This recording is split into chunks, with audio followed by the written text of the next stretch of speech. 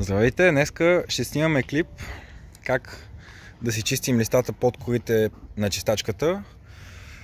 Понеже събира доста влага, най-вече в момента докато вали, боклуците се насъбират, прах, листа, които събират влагата, запушват отводнителните канали, което може да доведе до няколко последствия. Първото и най-лесно за оправяне е вкарва влага вътре в копето, когато сме пуснали да вкарва въздух отвънка.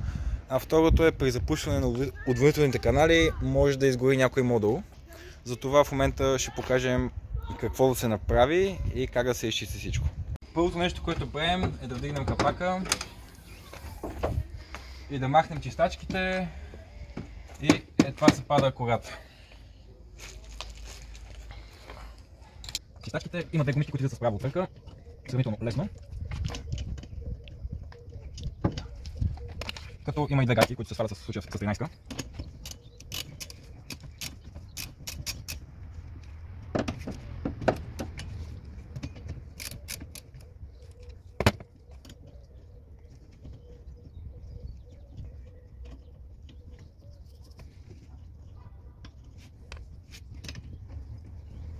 Дърпаме, като гледаме да не щупим нещо.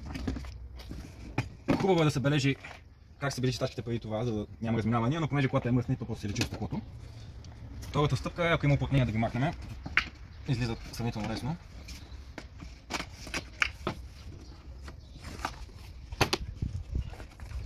Като при по-старите коли внимаваме да не ги скъсаме, понеже просто има доста проблеми. В момента това тук е малко нацепено, не знам дали от сега или от преди, но трябва да се внимава. Втора стъпка е да видим къде са всичките щипки и да ги махнем. Като в случая щипки се махат доста лесно на този модел.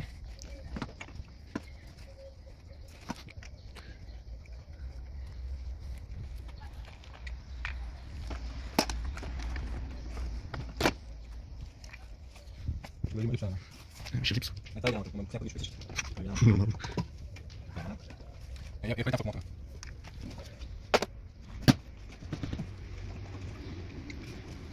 Емете това, който е скътно. Това е само за визията там. В нашия случай имаме един болт, който се отива с отвърка и гледаме да направим някъде по двигателя, да не го изгорим. Нека ще да не си гледам. Къде ще ли имаш? Не знам.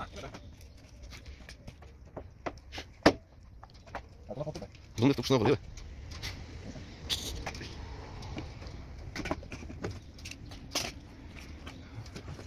В момента излезената кора. При една няма нищо срапателно, но както виждаме, там са събрали доста боклуци. Като това в момента е отворът за въздушния филтър и както виждате, когато тук се събере много боклуци, в случая е сравнително чисто, влиза в копето влага и запотява прозорците. Както се вижда, това е един отводнителен канал, който отвежда водата. Тук има втори по-голям, като в момента ще ги изчистим с телче, за да може да, ако има някакви мости, да паднат, за да се отвежда водата както хората и след малко ще покажем как става това. Както в момента може да видите, тук са се насъбрали сумати боклуци, понеже няма вода. Още са леко влажни и се слепнали, като начинът да се изчистят са два, с пръхосмокачка и на ръце. Разбира се, ни занимава с ръце, но няма и пръхосмокачка в момента, така че ходим на пръхосмокачка на автомивка, публична, за да ги изчистим. На тел намерихме жило, като просто жилото се пъха в отводнителните канали.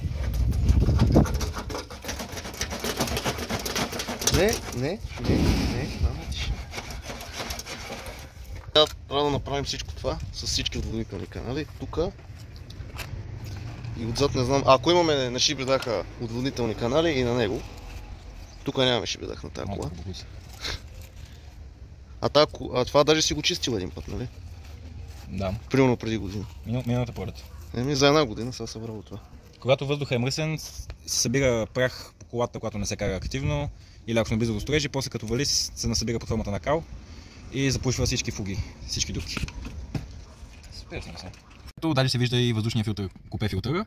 И понеже всичко тук ще го мием с водостойката и пръхосмокачката, за да не влезе буклук вътре, да ми наводни жабката и така нататък. Ако влезе вода, слагаме една турбичка, в случая от Еконт, за да може да го покриеме, като ще сложим две и ще го обвием с тиксо или свински опашки, за да не шава много, докато го миеме.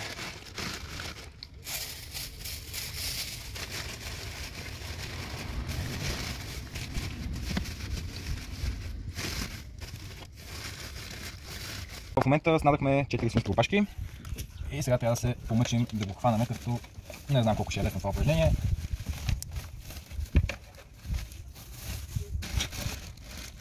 Трябва да сме сигурни, че е хванал и отдолу под пластмасата.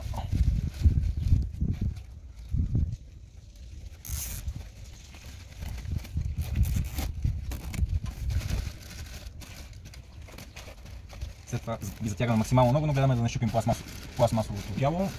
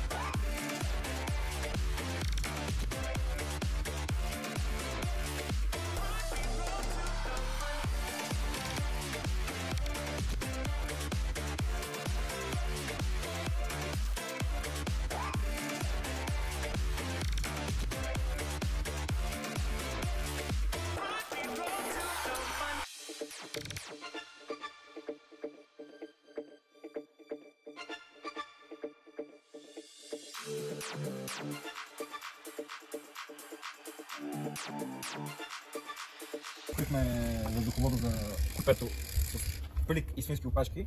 Трябва да ги махнем. Айде, май не съде. Така съм ги фанал. Аз си мисля тук да видя как е изчистено.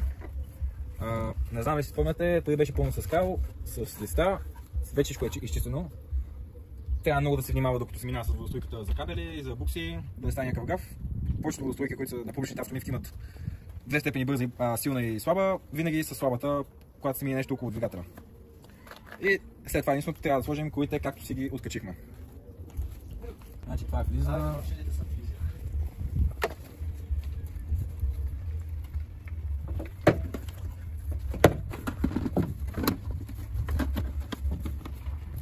Хубаво е да се внимава с прислагането на колите, да не се чупи нещо.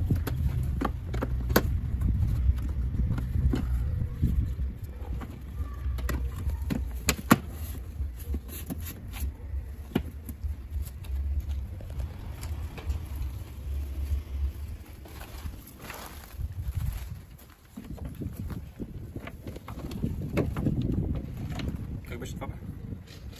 Ей, това беше отвърго, бе.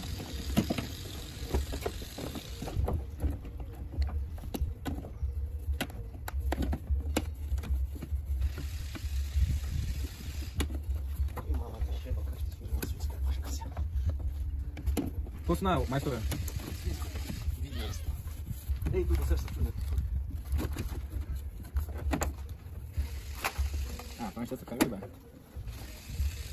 Сега купи, надмини последен си, сега на опашката.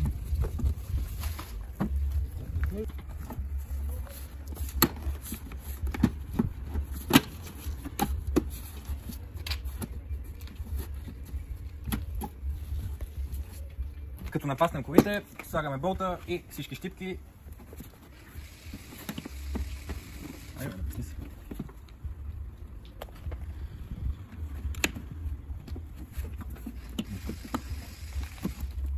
Бах ти как се измисли тази баляка.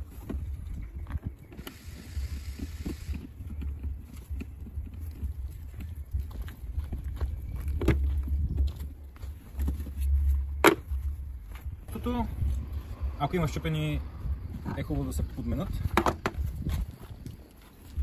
Бе, майсторе!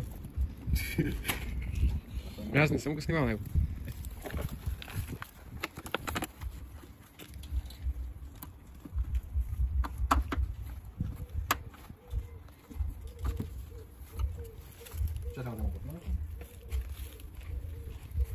След като сме сложили всички щипки на колата, последното нещо, което трябва да направим е да сложим уплътнението и чистачките и да отваряме капака и сме готови. Сега как беше това?